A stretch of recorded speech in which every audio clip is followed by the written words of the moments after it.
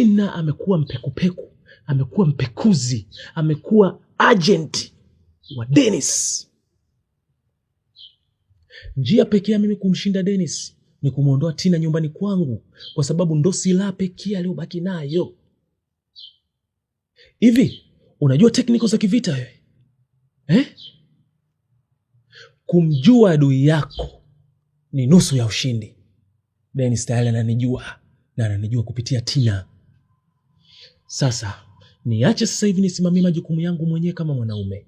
Niache nipigane mwenyewe kama mwanaume. Swala la Tina acha nilimalize mimi mwenyewe nilolianzisha. Kama niliwahi kufanya makosa kipindi cha nyuma, sasa ni muda wangu wa kurekebisha. Do you understand? Umenielewa? Ndiyo. Love me see. Wewe ni mwanamke anayekupenda sana. Wewe ni mke wangu mtarajiwa. Najua nguvu zako na jitihada zako, na uheshimu sana msaada wako.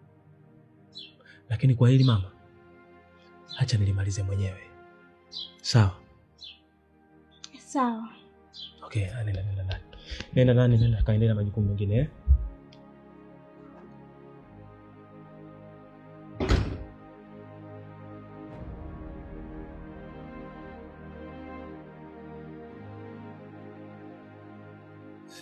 Unajua Boni, hakuna kitu kiko kinaniumiza kichwa kama hao watu kutoka Wizara ya Fedha. Na walipokuja kunikamata